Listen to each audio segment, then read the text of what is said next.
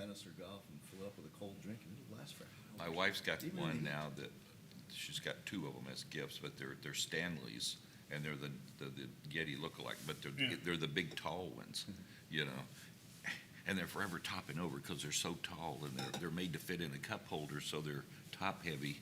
And I'm like, my God, you know, she's constantly knocking the thing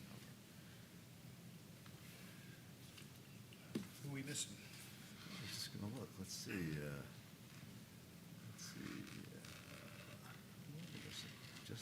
just Dina, huh? Did we get Yeah, I another, think so. did we get another new member? She's got a name plate here, there's another, Oh, Oh. right, all right. our new Mad Max Yes. guy, New gentleman that couldn't Sandy- make the last meeting, but was. San Diego. Yeah. Brought that mustache all the way from San Diego. We're not recording yet, right? You still looking at your California plan? California's still on. My Yeah. brother-in-law had a fall, Oh, dear. which was kind of bad, but he is home recovering. A bit of a contusion on his forehead. And, yes, I moved to California if he doesn't die on me. Oh, geez. He's 25 years older than I am. Is it 8 8 o'clock? o'clock? I'm sorry, I was looking at that, Oh. 7:54. Don't look at that? Okay, Don't thank look you. at that one. All right, so and we do have a quorum, right? Yeah. Okay, so we'll call the meeting to order of the Marine Advisory Board. It's Wednesday, June the 12th. I think we're all known to each other by now. We have one new member. If he arrives, we'll let him introduce himself, but other than that, we'll proceed. First item on the agenda is usually approval of the minutes. Hopefully, everyone has read the minutes. Are there any changes or corrections to the minutes? No. Could we have a motion to approve the minutes of last meeting? Make a motion. Francis moves. Seconded. Seconded. All right, thank you. Are there any citizens to be heard this morning on items that are not on the agenda? Okay, so if there are later on the agenda items, then of course we'll get to that. The next item on the agenda then is new business items. And I guess we have a discussion of the tenant outreach group. Mike, do you have an update you want to give us on that, I guess? Yeah, absolutely. Please. So good morning, everyone. Mike McDonald, Marine and Aviation Director.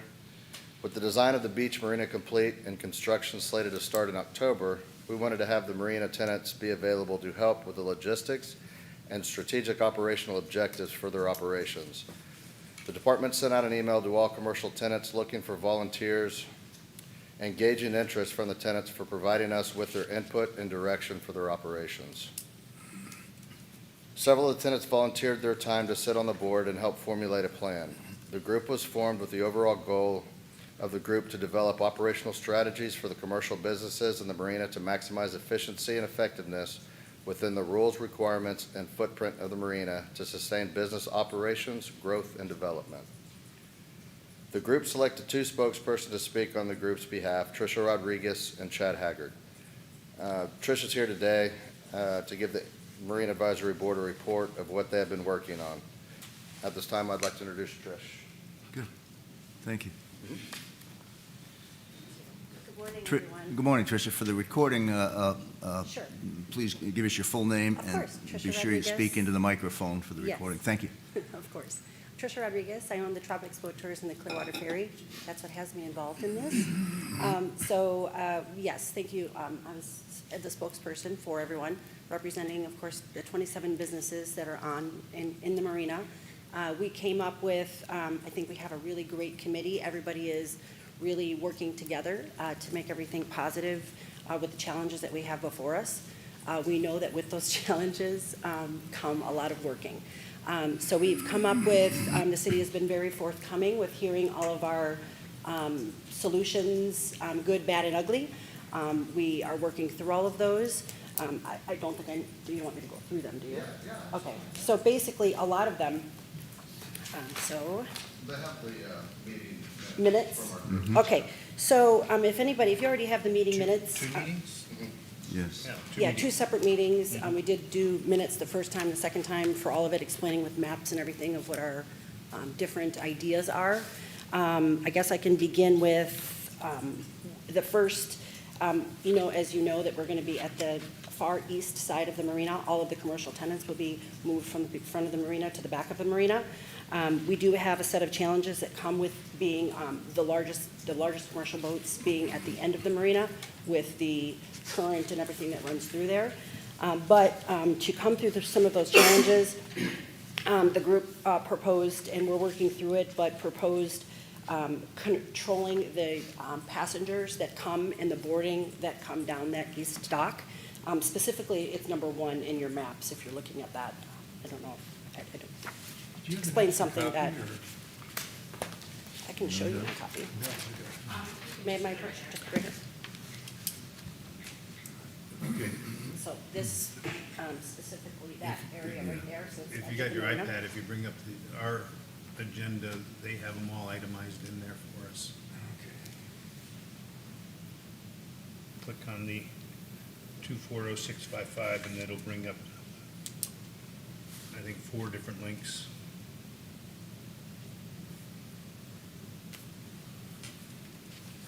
Go ahead, Tricia. Are you Can- sure? Okay. Can continue. So essentially, coming up with strategies for that area for safe passenger loads, safe passenger unloads.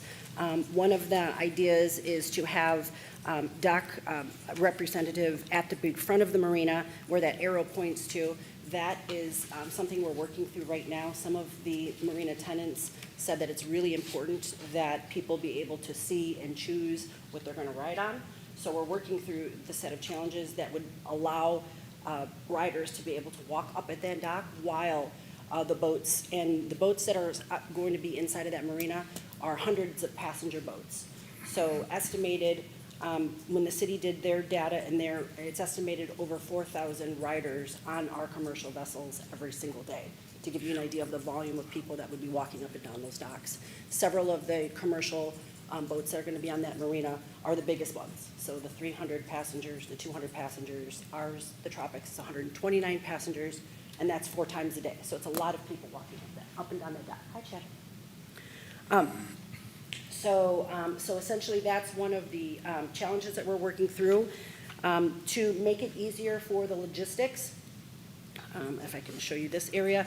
Now, this map is a little bit outdated. I think, Michael, you have the most updated one, because we did shorten the area.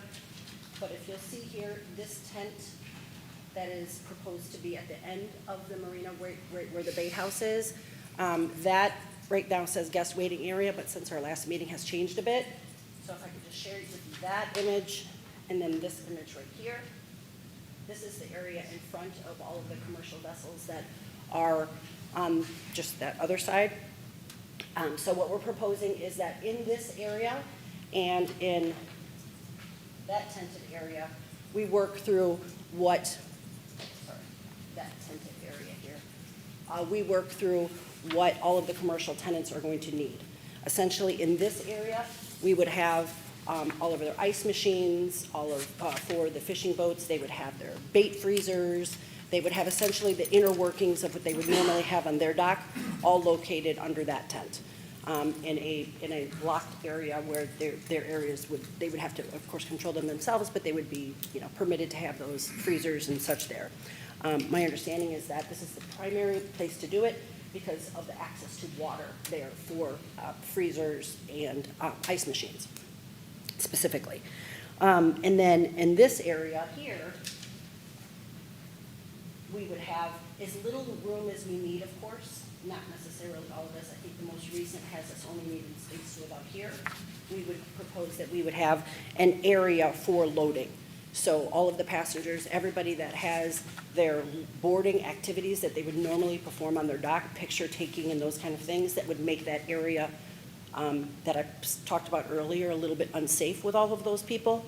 We would move all of that to this area here where everybody would have a boarding area. They would have their booth, their selling areas for whatever they needed. Some proposed ideas would be to have trailers. Some people have proposed to move just their little areas with a table and essentially their booth selling areas.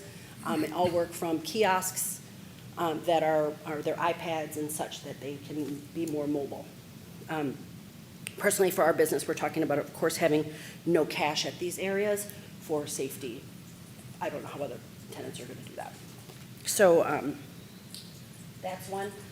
With regard to parking and the challenges that we're going to have for the additional, I think our proposed 120 different construction workers that are going to be coming to the marina to work on this plan.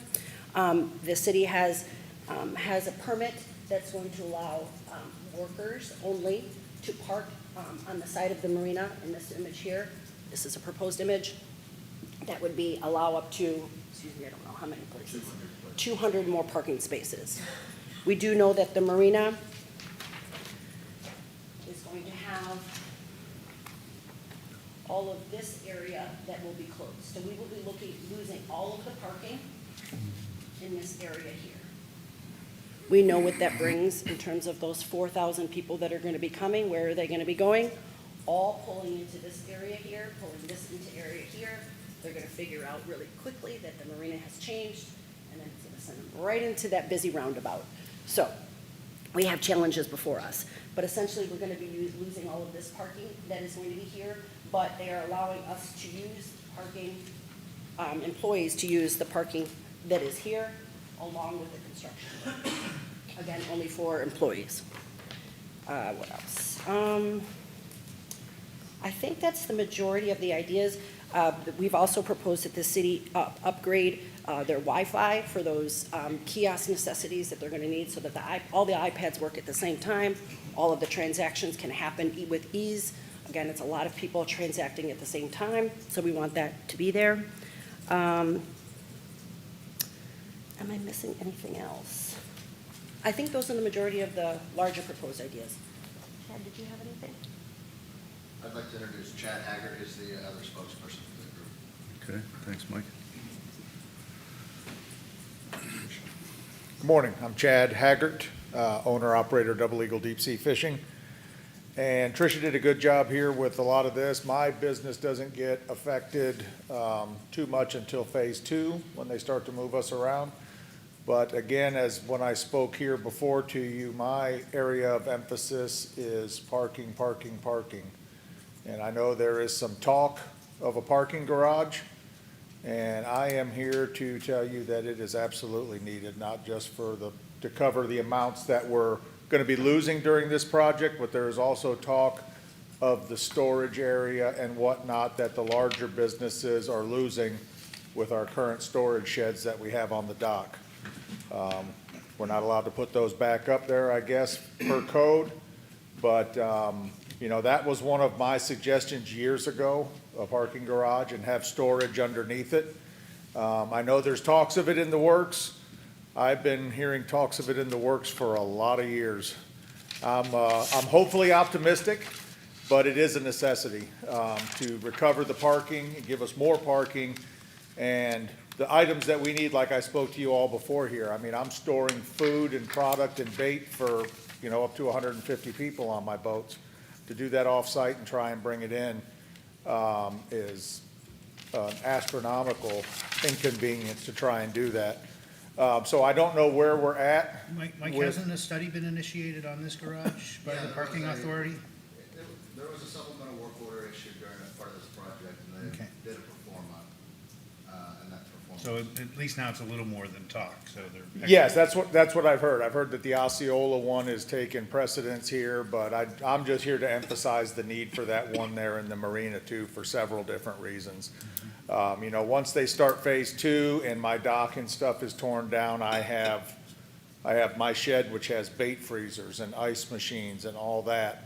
You know, they get moving forward on it and start completing phase 2. If we don't have a parking garage in the works and ready to come when that phase 2, and I can't move any of that back there, that's my concern, just trying to get ahead of the game and make sure all these concerns are brought to light on what we're gonna look at, especially for the larger businesses when we get into phase 2 where we're able to put those things.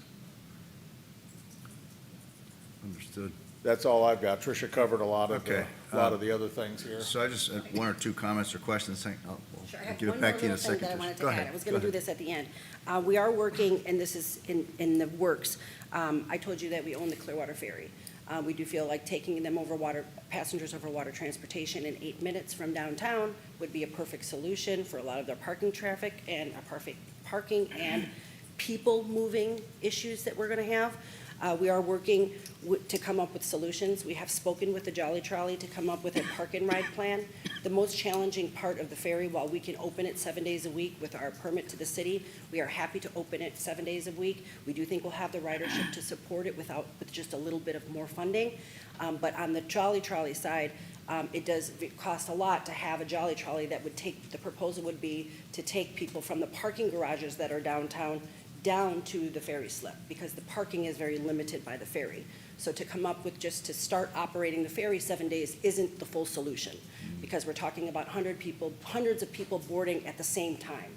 So we're working with the city, I'm working with the county, I'm working with PSTA, Jolly Trolley, everyone, to come up with a financial funding plan behind that to create a park and ride situation for this year, to have the ferry operate 7 days a week, and then employ all of the boats that we have. We are building 2 more boats, and work with a ferry plan to also help bring passengers back and forth from downtown to the marina without one car coming over that bridge, without one parking space needed. So we're working through that. So all I was going to add was that, first of all, I was really glad to see this group established, so I think it's a great idea, and thank you for working on it. Were you surprised?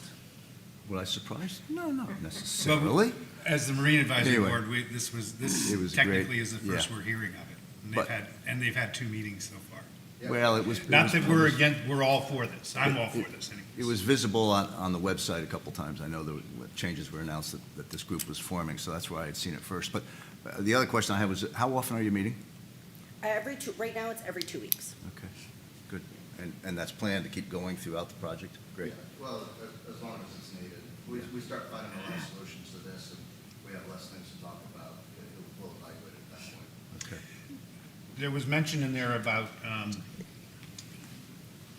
golf carts or something, of possibly transporting people from that parking area to Yes. it, and the complications with that. Yes, And- so those ideas did come up. I can just speak personally for myself and my research for golf carts and the challenges that commercial business have for using golf carts. We have that idea. I have a golf cart right now that my idea was, I told you that issue of getting people down to the parking for the ferry. The problem with that is that golf cart insurance is astronomical. Yes. So it doesn't necessarily make, as soon as smaller businesses will go through this understanding, and when you get down to the bottom line, it's the insurance that make golf carts and moving people around in golf carts. We saw Florida Free Rides did it for a while on the beach. I don't know if you're familiar with them, but they did that. They had that entire business plan. Insurance pulled them out of that, because insurance costs are very high. So while it sounds like a great idea, financial, it all comes down to money, and it's very costly to do that. Not that it can't be done, it's just very costly. Do you know Okay, if the any other aquarium, questions? I'm sorry, go ahead. Sure, yes. No, I was gonna say, do you know if the aquarium, what percentage of their parking garage, that new one they built, is occupied?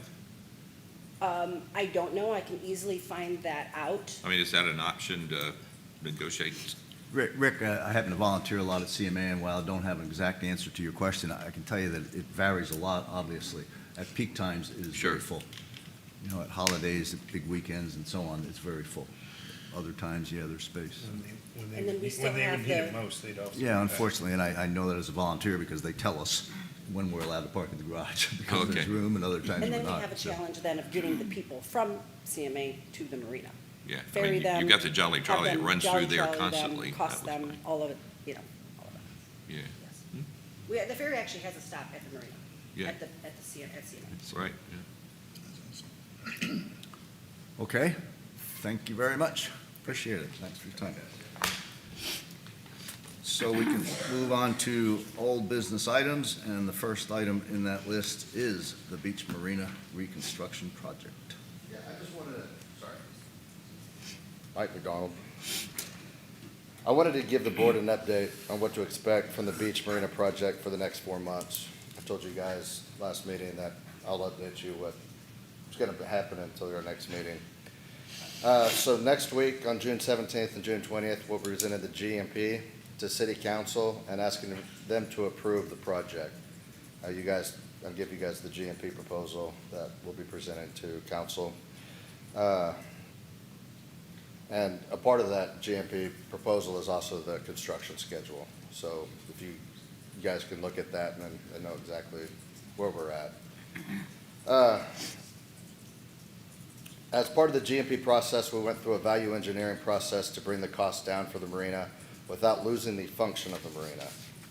So for the next 4 months, we're going to be seeking approval for the GMP. We'll be submitting permitting and material submittals, fabricating and getting deliveries of materials, hardening the fuel duct for commercial operations, and beginning phase 1, relocating commercial fleet, and beginning construction of the west side of the marina. Do you guys have any questions with the update? I had a couple. Okay. So I did look at the GMP proposal, but first of all, I didn't pay attention to the schedule part. When is the actual work expected to start now? It'll be October. It's October? Yeah, we're doing the hardening of the fuel dock in-house, so the trades crews are hardening that fuel dock. We got a plan from the design team on what that would look like. We're K-bracing and replacing some of the stringers. And that goes on before October? So Yeah. when you're talking about October, you're talking about the contract? We've actually started that now. Yeah, I understand. And then part of moving the commercial fleet over there, we're going to have to probably get rid of a couple catwalks, and we're going to have to put in pylons for some of these different vessels, so Okay. we're working on that. And I looked at the value engineering items, and just one stuck out at me. Let me guess. Elimination of ice machines. I'm sorry? Elimination of ice machines, $223,000 saved or something, but Yeah. are there going to be adequate ice machines one way or another somehow? Well, we're not going to provide the ice machines, they're going to do that themselves. So one of the things that the tenant group's going to look at is they're going to look at their capacity and their needs.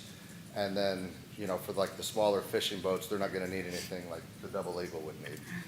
So they're going to look at 3 or 4 different ice machines, and then you can, and you can select one of those to have at your slip. Did I Same with the fish cutting tables. did I see upwards of 10,000 pounds a day? Mm-hmm. Yeah, they're providing their own ice machines now, so Okay, this will just make it more uniform. I see. Yeah. Any other questions? Are there any comments from anyone in the audience on this project that wanted to participate this morning?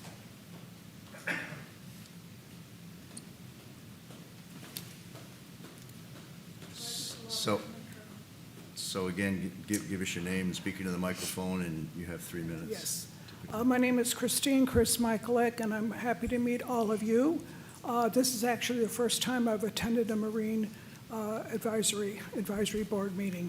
But the reason I'm here is to actually ask Mr. McDonald that I have not received a response from him regarding whether or not an environmental impact study was done about this whole new marine.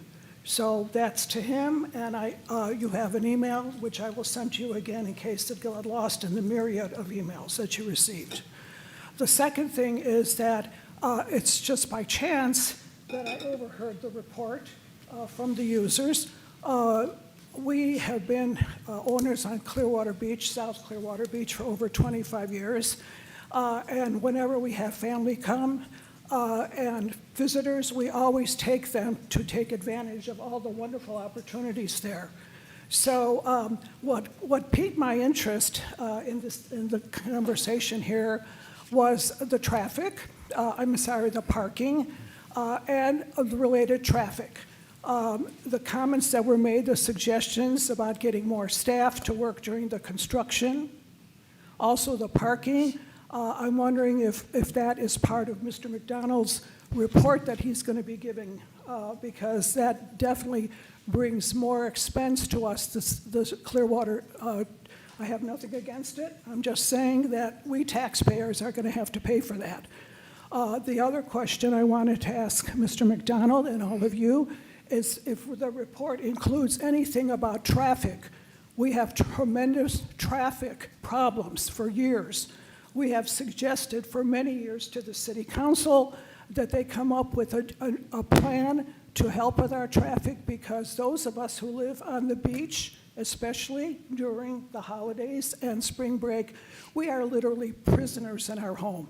We cannot get out. We have to do our shopping before 9 in the morning during the months of April and May. When Memorial Day comes, Labor Day comes, I literally am a prisoner. But, and I know that Mr. Otala was part of traffic, but he's no longer with that department. I don't know who's in charge of traffic, but I'd like to know how that is being handled and that what study has been. Finally, I have a suggestion. Right across from the area is the Edge Hotel, and now they're building the new former Sea Captain Hotel. The parking garage that is right across the street is owned by the owner of the Edge, Holiday Inn. Pier 60 Hotel. Yes, the Pier Edge is 60. down further. That's Yes, but I owned by understand. Mr. Kylieber. Jeff Kylieber. I know him well. And he always says he wants to be a good neighbor. So possibly he might be approached to ask if we could work out some kind of deal with him to deal with the traffic. And I'm passing that on to you. So that's all I have to say, and I'll be following. I attend the city councils and speak very often. I will definitely be bringing up these issues again. Thank you. Thank you. 2 minutes, perfect. Thank you very much. Mike, yeah, can you respond to one or a couple of those? I'll let her send me an email and I'll respond to her, yeah. Okay, all right, I want to digest that. all right. Then I guess with respect to the next item under old business is an anchor limitation area update.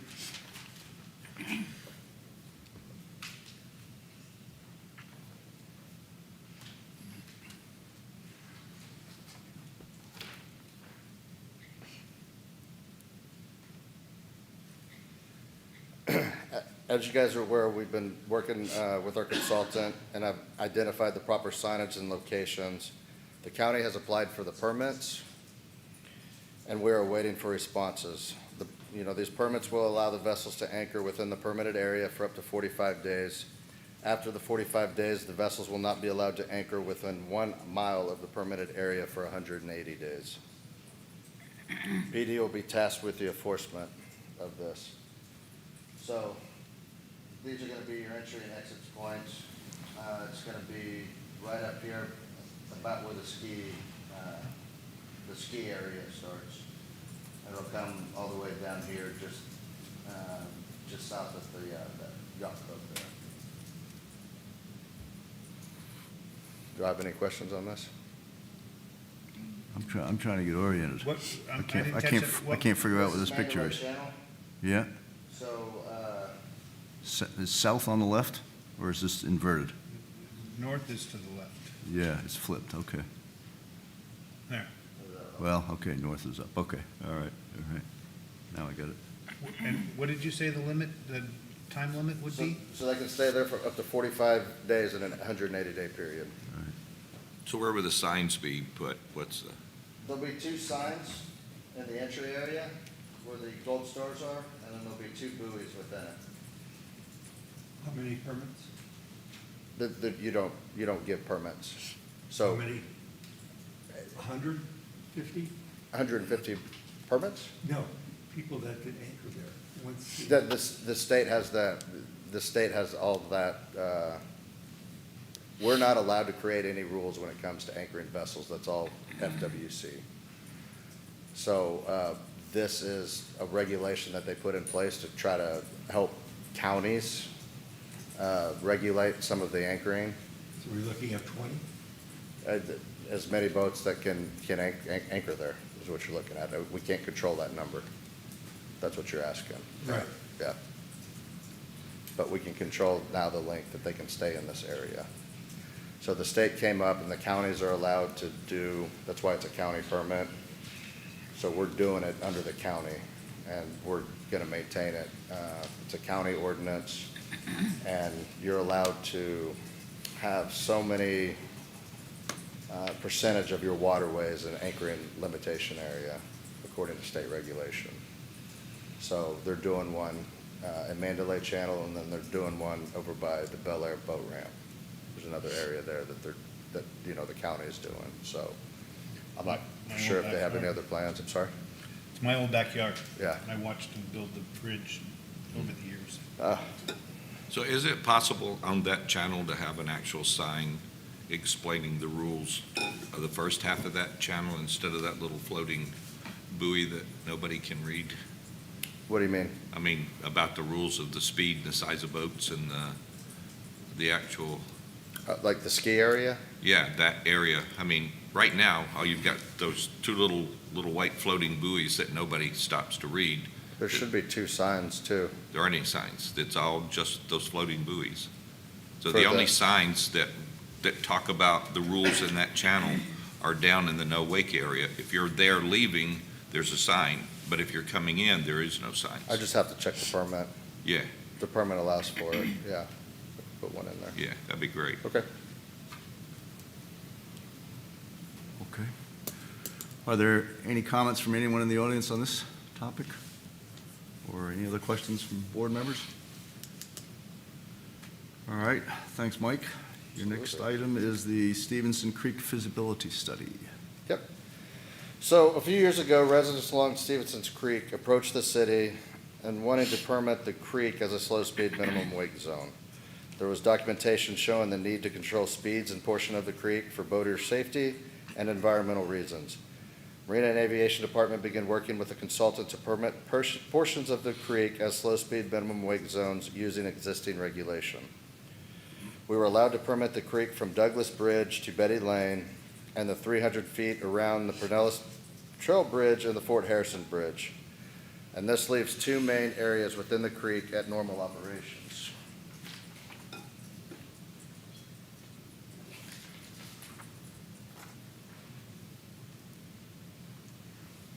As you can see here.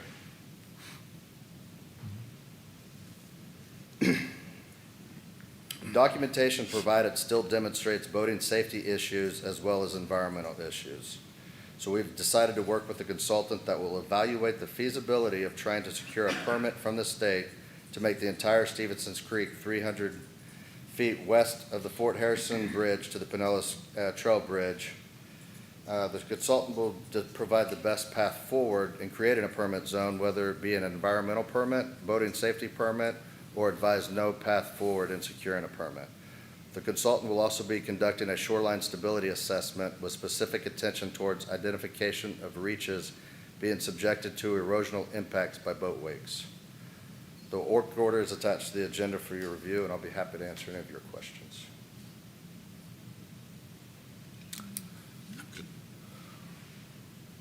Any questions? I guess the key question is, what's the relationship of this, if any, to the construction of new docks along this? There's none, There's no No. connection. no. A couple of the residents have shown videos of some unsafe operations in there, as well as manatees with their babies up in the estuary, so found it important to really look into this for those protections. So when this came up before, I think we sort of concluded that the probability, the possibility, the likelihood of getting no wake zone in there was extremely difficult. It is. So what's changing, just to see if We're there's just, a new that's why viewpoint? we're not trying to seeking a permit at this point. We're seeking the feasibility of having one. Okay, So we hired a firm that, has done these boating safety studies, has done these environmental safety studies for the state. And so they're gonna check. So we're still after the manatee area? I'm sorry? We're still after making it a manatee area? A to manatee area expand? or expanding the boater safety area. That's Okay. exactly what we're looking for. So we're gonna explore every avenue just to see if it's feasible. And then if it's feasible, then they'll create another work order and we'll move forward with. and I'm permitting sorry that if I area. missed it, but when is this study expected to be finished? It's on the, I don't know if I printed that one out or not. No, I didn't.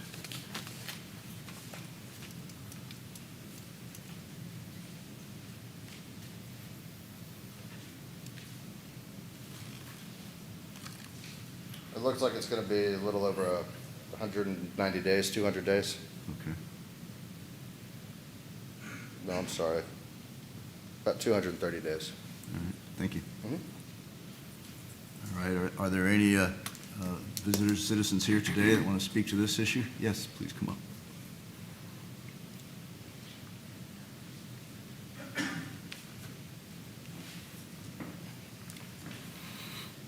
Hi there, my name is Alexandra Nixon. I'm the president of the Stevenson Creek Advocacy Group. We are actually an association of residents and other people concerned with the creek health and safety.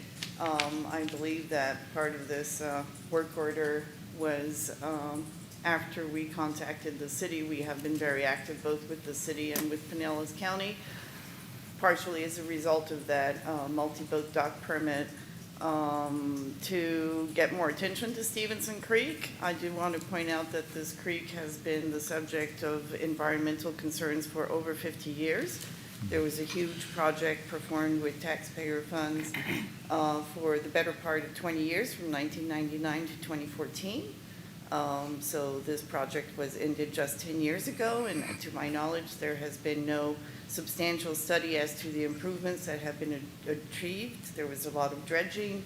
There was the creation of Glen Oaks Park, which is all for stormwater and tidal water improvements. I understand from some of the residents on the creeks that there are still substantial flooding issues, namely during heavy storms. And we also all know that at this time, coastal and tidal management is very significant to the city of Clearwater because of the rise in sea levels and the concerns that have been developing over the past years. So we feel that Stevenson Creek is actually a vital part of the city. It's also a pristine, relatively pristine environment today, thanks to all the work that's been done. As we can see from the wildlife that's returning, we have seagrass, we have oysters, manatees, fish, we have those mangroves. Namely in the estuary, the mangrove presence has been considerably decreased. As you all know, mangroves are significant both for fish reproduction and also to prevent erosion of the shorelines. It would make sense to preserve this area for the city, for the children of this city. It's been a pristine and significant part of our history. You can see the creek from the shuffleboard courts that are also historical element. There's a picture at the Clearwater Historical Museum that shows the creek 100 years ago. It is exactly as it stands today, pretty much, except for the works that have been done to install some mangroves.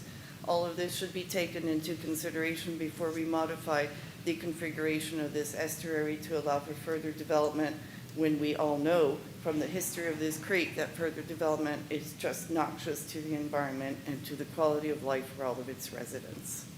So I appreciate your taking all of this into account and considering this study, and hopefully improving the speeding, which is of great inconvenience. There are more and more tourists and more people who come into the creek and pay no attention to its significance as an environmental asset of the city and coastal management asset. And currently, I know the city is undertaking a big study about coastal management through Sarah Kessler, and it's also part of the city's strategic plan, investing more in the environment and in the durability of our environmental resources. So we appreciate that this study is being performed and hope that it will lead to positive results. And as I said, we're also working very actively with Pinellas County, Boating and Navigation, and other agencies in Florida who are concerned with our watershed management. That was 3 minutes, I'm sorry. Thank you. Yeah, great timing. Thank you, Alexander. Any So we questions? turn up. from anyone, please? Any questions? The only question is, have you also talked with the, we also have an environmental advisory board? Have you worked with them at all? Not yet. I do happen to work with Jared Leo in my Okay. capacity with Spring Branch Neighborhood Association. I'm currently in 2 different nonprofits. We have been working on Spring Branch for a number of years as a tributary of Stevenson Creek, hence my involvement now with the Stevenson Creek Advocacy Group. Okay. Thank you. Do you believe, if you believe this should be submitted to the Environmental Advisory Board, I'll be happy to do so, or put in a request. Yes. I used to know half the board. I don't know if I know any of them anymore, but I believe Jared Leone is still the chairman of the board, so. They're, when it comes to Tallahassee and legislation sort of thing, that it's more their bag than us with our speed zone signs and things like that, that we're limited to do.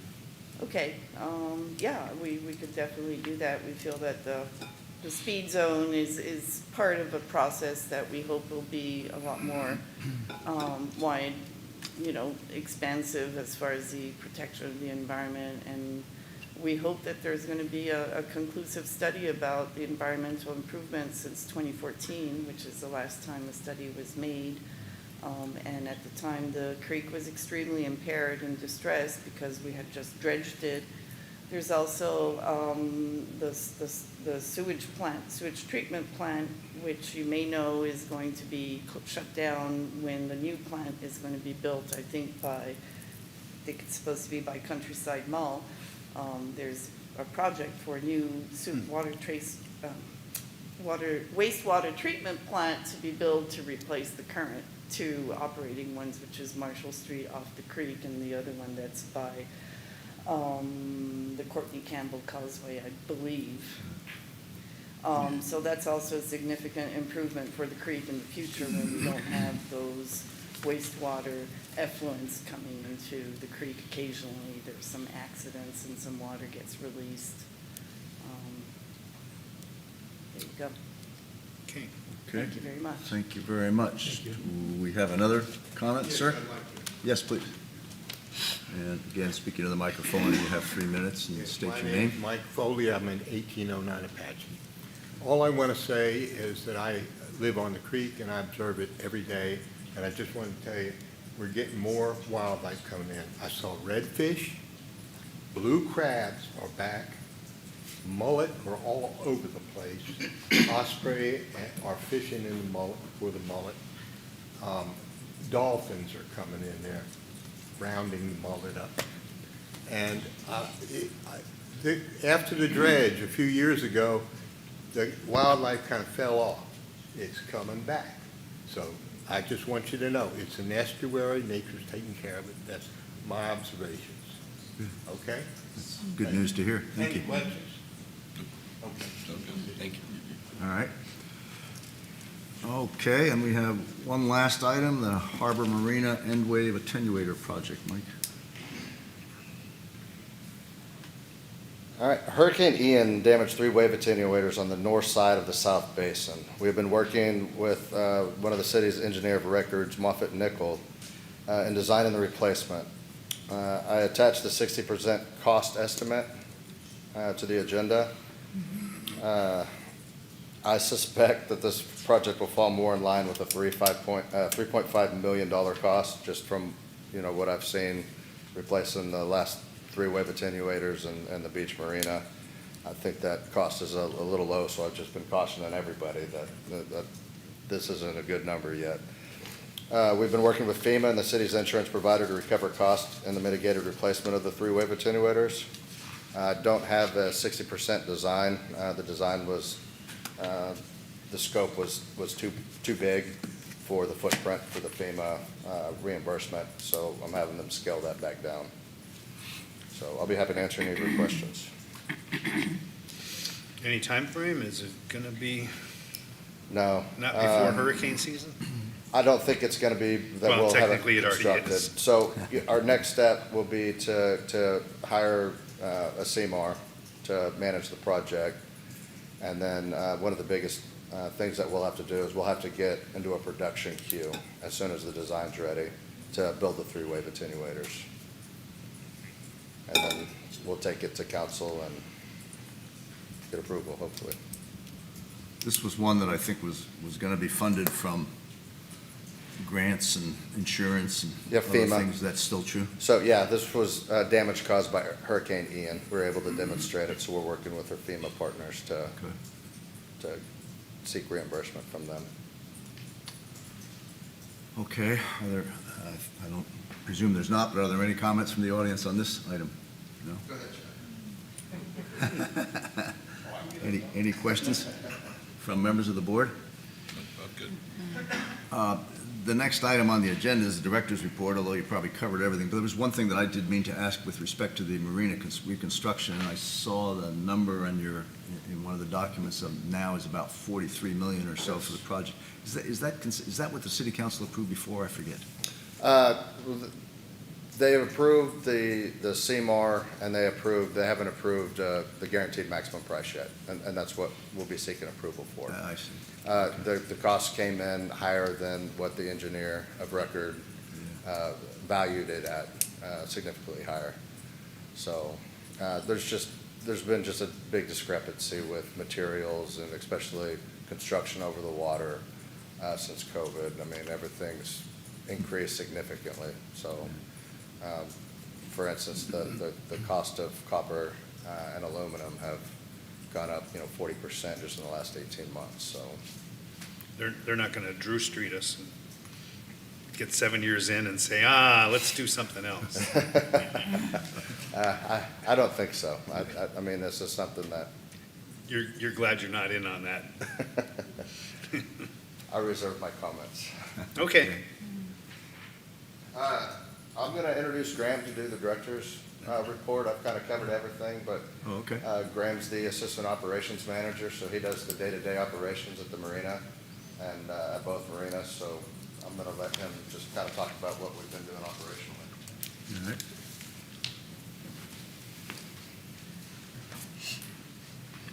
Had to get my Drew Street tag in there. Yeah. Good morning, Graham Donaldson, Marine Aviation Assistant Manager. I just wanted to give you an update on the marinas and some stuff that we've got working on. The Harbor Marina, we just installed a vending machine and an ice machine for the tenants. It's located inside the Harbor Master's office in the building, so if you have access to get in there, you have access to that. We're in the process of getting quotes to either fix or replace the 6 gates in the Harbor Marina, just comparing the cost of replacing it as opposed to repowder coating and repainting. They seem to be not much different, so we're working on getting quotes on all that. We've got a few back so far. I got some pictures here. We're working on getting a mural on the exterior wall of the Harbor Master's office. We've been working with another department on that, and they're actually, 2 of the proposals are getting presented tomorrow, so I just wanted to show you some pictures. Possibilities. Yeah. That would go on the outside of the building, and then there's a long wall on the inside of the building as well, and that would wrap, that way it matches on the inside and outside. And this is another option as well. Are these local artists? I like that one. I Yes. believe so. They're working with the art department with Amber Bryce, so this is getting presented tomorrow at the art board.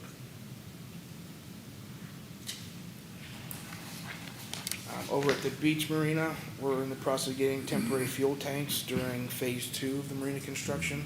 That'll be on the east side of the marina cantina.